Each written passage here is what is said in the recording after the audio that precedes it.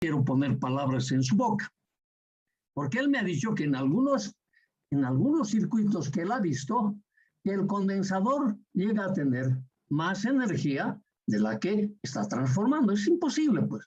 Si solo se ha cargado a este valor BCC, no hay otra fuente de energía, ¿de dónde lo va a sacar? Eso es elemental. Entonces, si no, pues el principio de conservación no existiría, porque estaríamos consiguiendo energía de la nada, ¿no ve? No necesitaríamos hacer trabajo. Eso me está mostrando a las claras, ¿no ve? Que lo único que va a convertir es este valor BCC. Ahora, nunca va a llegar a cero, es obvio, pues siempre va a quedar energías remanentes, porque en ese principio se basa este funcionamiento. Ahora, que continúe el compañero. Hola. Gracias, ingeniero. No, solamente era esa mi duda, ingeniero. Yo veía que el condensador se cargaba a más BCC y luego pasaba a trabajar el transistor Q2 en saturación también, digamos, y entonces el condensador quedaba polarizado en forma negativa hacia tierra, es decir, su borne positivo iba a tierra y el borne negativo está conectado con la resistencia de carga y por tanto yo imagino, ingeniero, disculpa, no estoy asumiendo, que la resistencia de carga está conectado como que a un voltaje negativo en este caso, ¿no? A eso me refiero, ingeniero. No, es posible que vos supongas aquello, es posible, pero la resistencia RC, para la resistencia RC, se tiene que cumplir necesariamente la relación de tensiones que existe en una malla, ¿no? Ahora, dependiendo la malla que estamos mirando. Si estamos mirando la malla de arriba, esa es la relación de tensiones que tiene que aparecer sobre RC. Si estamos mirando la malla de abajo, esta es la relación de tensiones que tiene que aparecer. Ahora, es lo mismo que alguien decía, ¿saben? ¿Cómo? ¿Qué va a pasar cuando aquí aparezca la tensión BCC medios y primero conduce Q2? ¿No ve? Entonces, ¿qué significa? Se va a descargar el condensador en ese valor BCC medios, pero no va a perder toda la carga, le va a quedar un remanente. Entonces, cuando vuelve el transistor Q2 desde la zona de saturación, zona activa hasta el corte, la tensión se va a restablecer aquí de BCC medios. Y si tienes duda, pon un tester ahí y lo vas a leer. Se lee eso. Se lee. Y luego, cuando empieza a conducir el transistor Q1, va cargándose a esta tensión BCC. Entonces, ¿qué significa? Se va a incrementar el BCC medios adicional.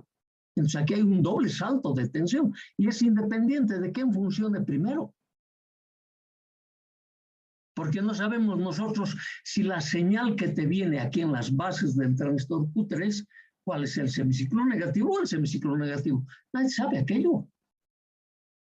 Independientemente de eso, esto funciona de igual manera. Y no podemos sacar ni más, ¿no?, que esta tensión BCC. A lo sumo puedo transformar este BCC y estamos viendo que no lo transformamos todo porque estamos perdiendo. No llegamos a los extremos. Lo ideal sería que lleguemos a los extremos, ahí tenemos una máquina perfecta que te transforma el 100% de energía recibida en el 100% de energía alterna entregada a la carga. No existe, ¿qué? Siempre vamos a perder algo de energía. Y eso que perdemos, ¿dónde lo vamos a hacer? En irradiación, en Q1, en Q2 y en estas resistencias. Y lo mismo las pérdidas del condensador. No te olvides que el condensador también tiene pérdidas. Hay condensadores, por ejemplo, que a una determinada frecuencia se comportan como bobinas o bobinas que se comportan como condensadores. Bien, si no tiene más que preguntar nuestro compañero, seguiríamos. Hola. Gracias, ingeniero. No, hija, gracias. Ok, entonces no podemos, y el objetivo de esto, de realizar estas relaciones, es precisamente mostrar aquello, que no podemos tener una transformación más de lo que recibimos. Claro, realizar esa transformación, estarías imaginándote una forma de onda así, pues, que sobrepasa tanto el valor positivo como el valor negativo. No es posible. Tenemos esos límites. Ok, entonces, de esa manera nosotros vemos que todavía nuestro amplificador está en los extremos. Entonces yo tengo mi valor pico, va a ser Vss medios en tensión, y este es mi valor de corriente, que antes no considerábamos este R3 ni este R4, que son estas pequeñas resistencias que hemos colocado en los emisores del transistor. Y aún así todavía tengo mi amplificador clase A. Entonces, nosotros despreciamos estos valores porque es medio ohmio, 1 ohmio, lo sumo. Y son resistencias hechos de alambre porque tienen que disipar mucha potencia. Entonces, en función de eso, nosotros podríamos tomar aproximadamente este valor y decir, esta diferencia de potencial que se produce en esas resistencias es demasiado pequeña. Como también estas diferencias de potencial que le sacan de la perfección a un transistor como llave abierta o como llave cerrada, ¿no ve? Por ejemplo, cuando es llave abierta, todavía circula el ICB0. Pese a eso, llave abierta debería ser 0. La corriente estamos hablando, ¿no ve? Ok. Entonces, eso es lo que nos está mostrando y estamos viendo que incluso, pese a esos análisis, todavía estamos obteniendo la potencia que representa un amplificador clase A. Para elegir los transistores, nosotros tenemos dos elementos que hacer. El factor de mérito, que es la relación de la potencia de alterna a la potencia disipada, y el rendimiento, para poder mostrar exactamente cuánto estamos transformando. Entonces, aquí tenemos, por ejemplo, la potencia disipada. Entonces, si no tenemos más elementos que participan, la potencia entregada por la fuente de alimentación, que va a ser la corriente por la tensión, eso lo va a transformar en potencia de alterna entregada a la carga, pero también tengo que tomar en cuenta las potencias disipadas en los transistores y en los elementos pasivos. Entonces, para nosotros es esto. La potencia disipada en los transistores, aquí fíjense, no estamos poniendo todavía la resistencia, va a ser PCC menos la potencia de alterna. Ahora, si tú te fijas, si los transistores me transforman todo, nada disipan al medio ambiente, la potencia disipada debería ser 0. Por lo tanto, toda la energía de continuo recibida lo voy a transformar en energía de alterna. Lastimosamente no es así, porque resulta que los transistores tienen elementos resistivos. Entonces es donde se van a generar los efectos Joule, los sobrecalentamientos. Entonces, como ya nosotros hemos establecido nuestras ecuaciones en base a los que calculamos las potencias de continuo, las potencias de alterna y las potencias de disipación, lo hemos hecho en el capítulo 1 para los diodos, lo hemos repetido en el amplificador clase A. Cuando hemos empezado este capítulo, lo hemos vuelto a ver en el amplificador push-pull y ahora estamos repitiendo para el par complementario. Entonces, estas son las dos expresiones que utilizamos. La potencia de continuo entregada por la fuente de polarización y esta es la potencia de alterna entregada por el transistor a la resistencia de carga. Entonces, estamos queriendo utilizar estas dos ecuaciones para ver en qué condiciones estos transistores van a realizar la máxima disipación de energía. Y este es el cálculo que estamos haciendo, estamos mostrándolo, porque ya lo hicimos.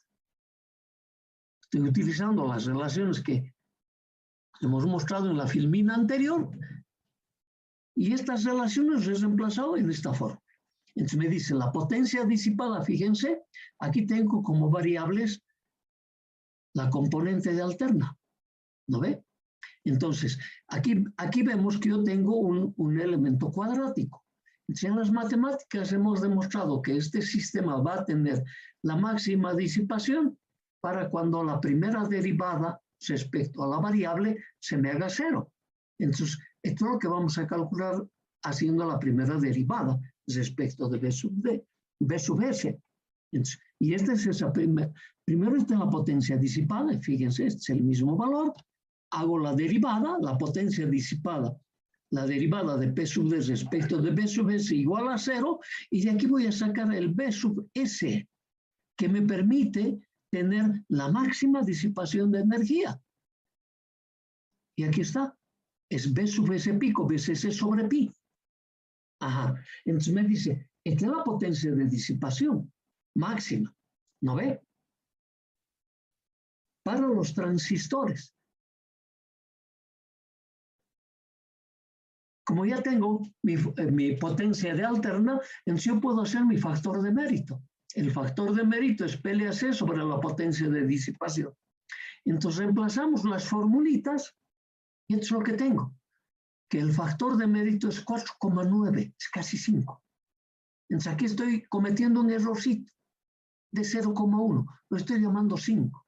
Entonces me está diciendo, para elegir al transistor lo hago en base a la potencia de alterna que quiero entregar en la carga. Ya hemos dicho, estas potencias de alterna que quiero entregar en la carga están en ábacos.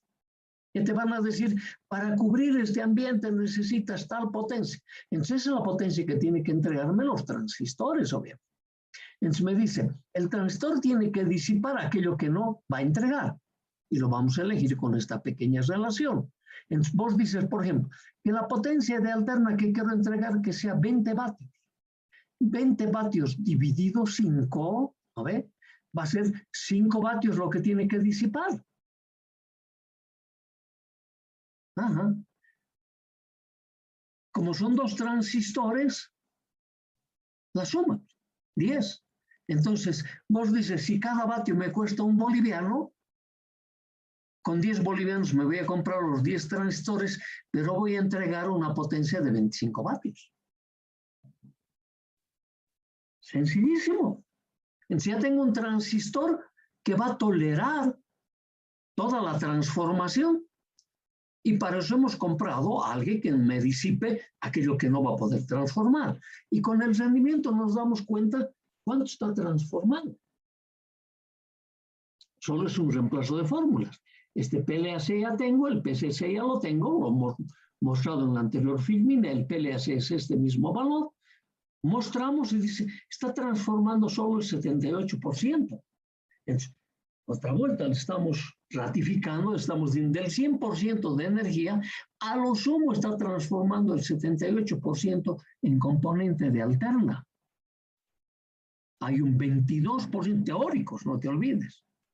Seguramente en la práctica es mucho menos que aquello, porque claro, va a haber muchos elementos resistivos, esas pérdidas hay que tomarlo en cuenta. Ok, pero teórico 78, digamos 80. Entonces te está diciendo 20% del 100% de la energía recibida, el 20% lo está disipando como sobreelevación de temperatura los transistores y los elementos resistivos que hay. Y solo el 80% lo está entregando como alterna. Por eso que te ha mostrado en esa forma de onda, no llegas a los valores extremos. Entonces, eso que se queda él, lo tiene que irradiar. Porque es potencia que no lo entrega como alterna. Reitero, si no, no se cumple la ley fundamental, que es el principio de conservación de la energía. Nada se pierde, todo se transforma. Ese es el principio. Entonces, aquello que no has transformado en componente de alterna, lo estás disipando al medio ambiente por sobreelevación de temperatura. Entonces, precisamente para eso, una vez que nosotros elegimos a un transistor, le colocan pues sendos disipadores para incrementar su capacidad de disipación. Es decir, para darle mayor superficie de irradiación de sobreelevación de temperatura a los transistores. Nada más sencillo que eso. Ok, ya tenemos los transistores, ya los tenemos seleccionados y decimos, no me produce toda la potencia que quisiéramos. Yo quisiera que entregue el 100%, pues eso es lo ideal. Entonces, nos tenemos que ir aproximando a aquello. Ahora, ¿cómo nos hemos ido aproximando? Estos son los amplificadores analógicos. Los amplificadores analógicos funcionan con la variación de los 360 grados eléctricos. Esa es la gran diferencia de los amplificadores digitales. Los amplificadores digitales no entregan variación de los 360, sino de la saturación, perdón, del corte a la saturación, o toda la tensión o toda la corriente. Por eso que su factor de mérito, lo dijimos en la clase pasada, ya no es 5. Más o menos está en una relación de 36, de 32 a 64, dependiendo el tipo de amplificador. Y estos transistores funcionan solo del corte a la saturación. No interesa cómo pasa del corte a la saturación, ni de la saturación al corte. Reciben excitaciones no del tipo senoidal, sino pulsivo. Y el condensador que se le pone a la salida no se trata de condensador de acoplamiento, se trata de un filtro. Es diferente. Que es muy diferente eso. Es otra historia, por si acaso. Ahora, para eso, ¿qué necesitamos conocer? Algo de digital, que todavía no llevamos en este nivel. Si no, ya estuviéramos explicando también aquello. Ajá, por eso hemos relegado ese amplificador. Ok. Ahora veamos, ¿cómo va a dimensionarse el transistor excitador? Está prácticamente dimensionado, porque sabemos su corriente de colector y su tensión colector-emisor de reposo. Eso es lo que sabemos. Ahora, lo que tratamos de hacer con el transistor excitador es aprovechar al máximo posible. Esa es su tarea, por eso se llama excitador. Al máximo posible que excite a las etapas de salida y no consuma componentes de alterna en los elementos resistivos que fijan su punto de trabajo al transistor Q3. Ahora, partiendo de ese hecho, vos dices, yo no puedo variar ninguno de los valores que están en esta malla. ¿Por qué? Porque tengo que garantizar en estos nodos BCC medios. Será lo que hemos partido. Que es lo mismo decir, tengo que garantizar en este punto BCC medios. De eso se ha partido. Ah, lo tengo que garantizar. Ok, entonces, si te pones a pensar, dices, aquí yo tengo una tensión B sub C, que es la tensión de colector del transistor Q3. De este lado tengo BCC. Por lo tanto, solo lo que cae en esta resistencia R1, ¿no ve? Es este valor, BCC menos BC sobre R1, y eso me va a dar la corriente IC3, que es la corriente de polarización para el transistor Q3. Ok. Entonces, vos dices, de ahí sacamos que este BC era en BCC medios, porque necesitas recibir BCC medios en este nodo, BCC medios en este nodo. Porque las condiciones de reposo me significaban Q1 y Q2 polarizados inicialmente al corte. ¿No ven? Ah, ya. Entonces, en función de aquello estaba fijado esa tensión, por lo tanto, también esta corriente es conocida. Y te están diciendo, oye, esta resistencia R1 ya está elegida. No puede ser otro diferente a este. Entonces, si te fijas, todas las corrientes, tanto de continuo y especialmente de alterna que circulan por R1, luego van al colector emisor del transistor Q3, las de alterna deben excitar a Q sub 1 y deben excitar a Q sub 2, cada uno a su turno. El semiciclo positivo excitará a Q sub 1. En cambio, en ese mismo semiciclo, Q sub 2 está cortado y Q sub 1 entró a la zona activa y llega casi a saturación. En el semiciclo negativo, Q sub 2 va a entrar del corte a la zona activa, en cambio Q sub 1 está cortado. Entonces, de esa manera, un transistor entrega energía sobre RC y el otro transistor en el otro semiciclo entrega energía sobre RC. Entonces me dice, oye, yo quisiera disminuir la corriente que circula de alterna por R1, porque no estoy aprovechando esa energía. Entonces, lo primero que dijéramos es aumentar R1. No puedo aumentar, porque no tengo que variar este valor. Eso me está garantizando que ese medio se acaba, ese medio se acaba. No se puede alterar esto. Entonces, algunos colocan un dispositivo que emite sonido aquí. Una especie de parlante que tiene un determinado nombre. Otros dicen, no, pues hay otro mecanismo en los cuales nosotros podíamos disminuir al máximo posible el consumo de energía de alterna en este R1. ¿Cómo? Dividimos en dos partes iguales y el punto medio, a través de un condensador, lo conectamos a este punto, a este nodo B, que es lo mismo que este. ¿No ve? Entonces, ese condensador que elegimos, lo tenemos que elegir de tal manera que sea un cortocircuito a las frecuencias bajas a ser reproducidos por el amplificador. Y después vamos a ver si se tiene que dividir en dos partes iguales o qué. Y eso hemos visto acá.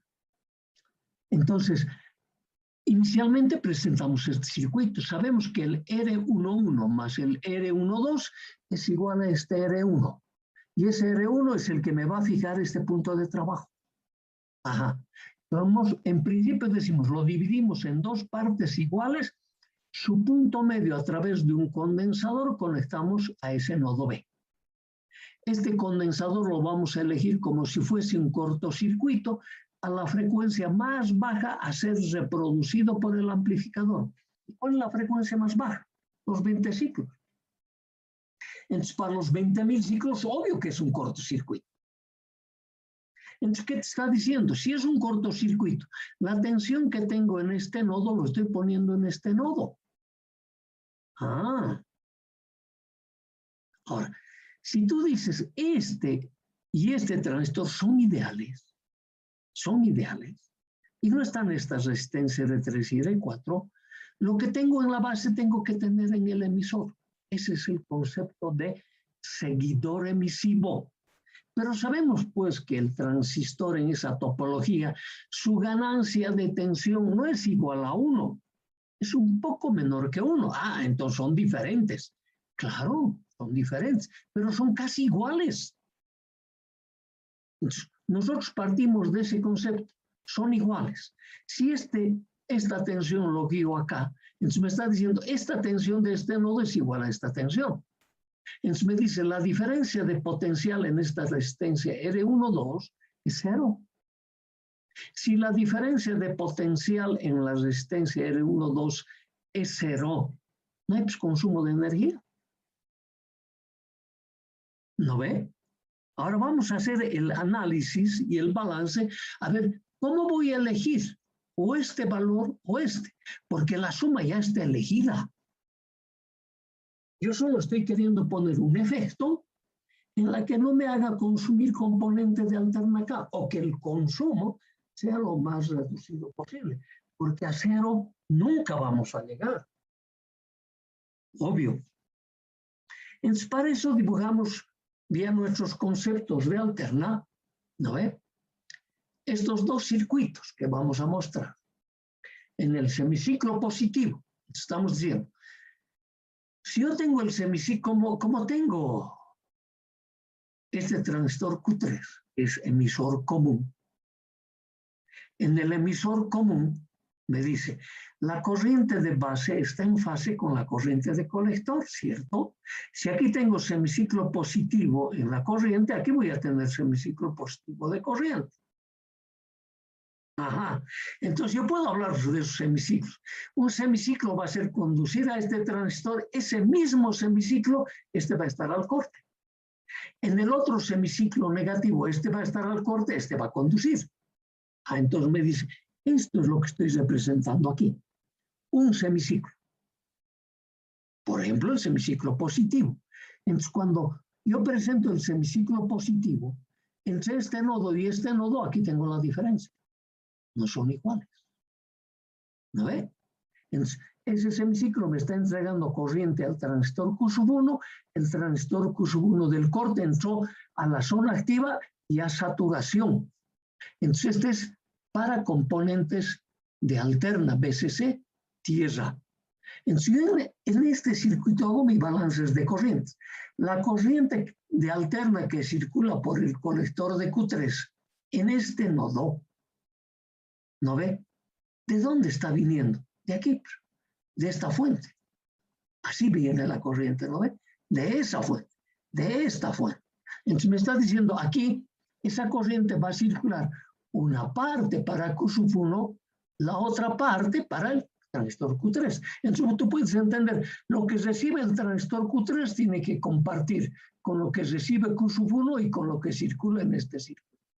Entonces vos dices, en forma muy sencilla, yo quisiera que la corriente que viene por esta resistencia haga refuerzo en la resistencia de carga. Porque sabemos que esas corrientes están en fase, ¿no ve? Claro, esas gráficas hemos hecho. Entonces vos dices, oye, este es cortocircuito. Sí, señor. A la frecuencia más baja. Este también cortocircuito a la frecuencia más baja. Entonces me dice, están en paralelo esta resistencia R11 y esta RC. Como yo quiero que la corriente sea refuerzo sobre RC, ¿qué me dice la lógica y la ley de Ohm? Que esta resistencia debe ser mucho mayor que esta resistencia. Ajá. Entonces, nosotros elegimos esta R11 10 veces a 15 veces el valor RC. Entonces, de esa manera, la corriente de refuerzo va a caer sobre la resistencia RC. Clarísimo, no tengo dónde perder. Ahora, después digo, oye, ojalá en el otro circuito, este R11, aparezca en paralelo con RC, porque si es el R12, nuestra teoría se viene al tacho porque no va a funcionar. Veamos, dibujamos el otro circuito y miramos. Uy, claro, por ahora digo, qué suerte, ¿te has fijado? Mira, tu R11 está en paralelo con tu RC cuando estos dos elementos son cortocircuitos. Entonces, la teoría del refuerzo se está cumpliendo, porque la corriente que circula de alterna por el Q3 va a servir para excitar a Q2 y la otra parte para reforzar en RC. Entonces me dice ahora, el mismo R11 lo voy a elegir 10 veces a 15 veces más grande que el RC. Y por suerte en los dos circuitos es el mismo elemento. Ay, todo me está sirviendo.